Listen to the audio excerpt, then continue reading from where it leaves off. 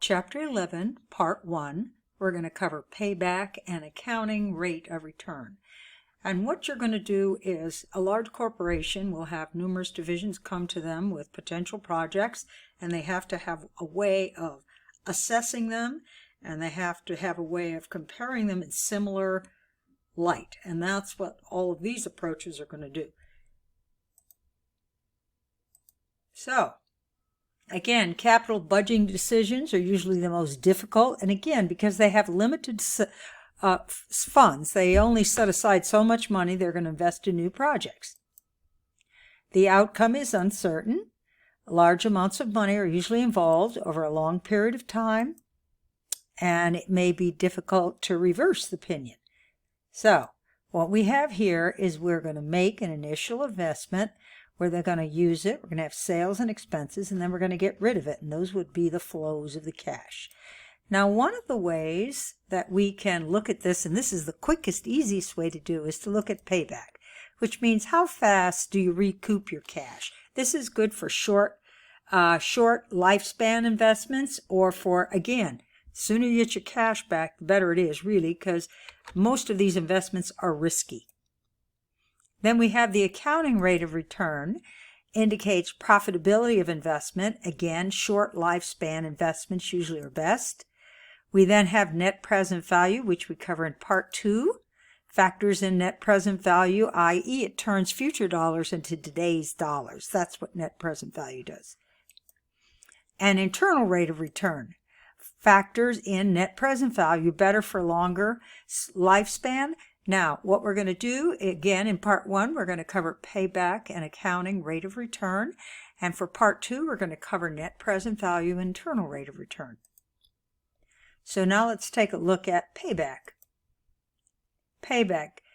Investments with the shorter payback periods are more desirable when everything else is the same. Again, the quicker you get your money back, the less risk. So, investments with shorter payback periods are more desirable are also if everything else is equal. So, payback is the length of time to recover in net cash inflows the cost of the capital outlay. Measures how quickly managers expect to recover investment. Shorter payback period is more attractive, and the way we do it is we take the amount invested and we divide by the expected annual net cash inflow. So here is our example. We have an example. They want to spend $9,500,000. They need at least a 12% return. And they're saying that on average, they're going to generate $238 per skier.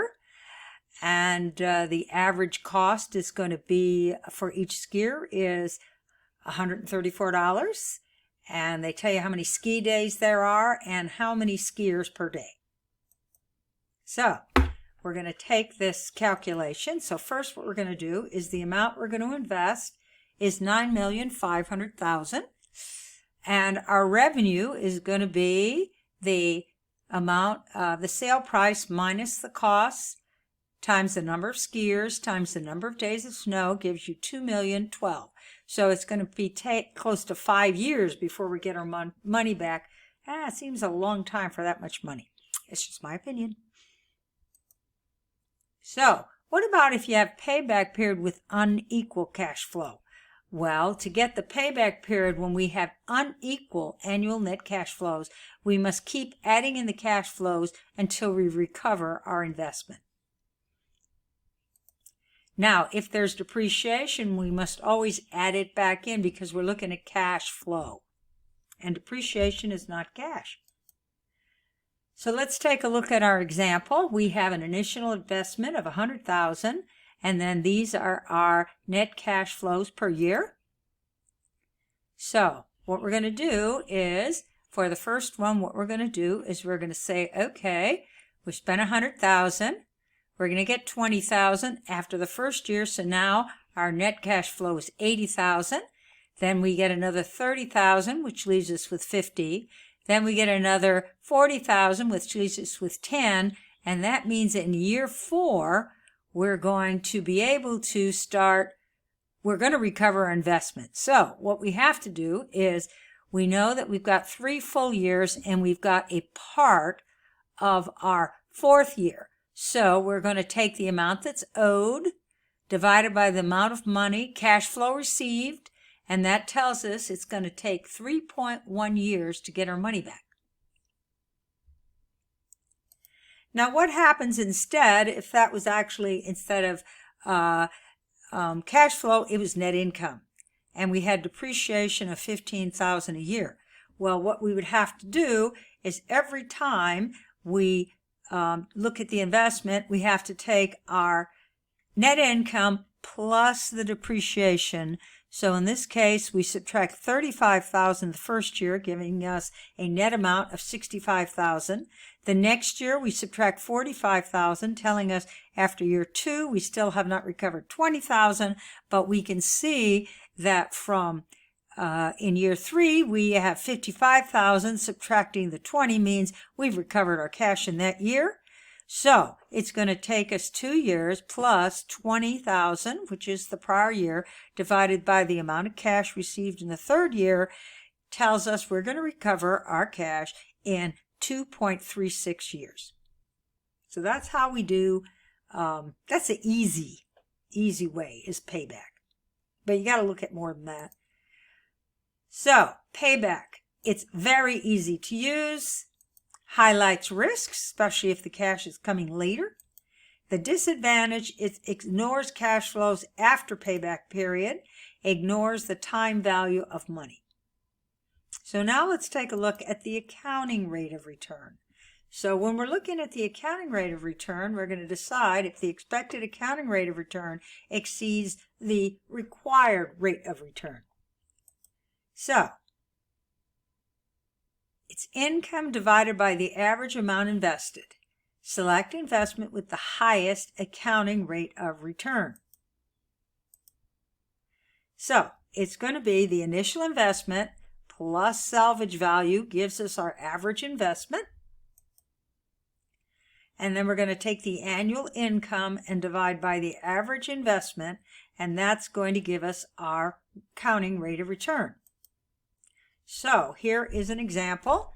Mike is considering purchasing a piece of equipment for $360,000 that has a 12-year life. So first we've got to look at, we see we have the net income, but first we need to compute the annual net cash flow. So remember, we don't include the depreciation because that's non-cash. So first let's compute the payback period. It's going to be $360,000 divided by $66,750, which is our cash flow tells us it's going to take 5.39 years to get our money back. Now let's compute the accounting rate of return.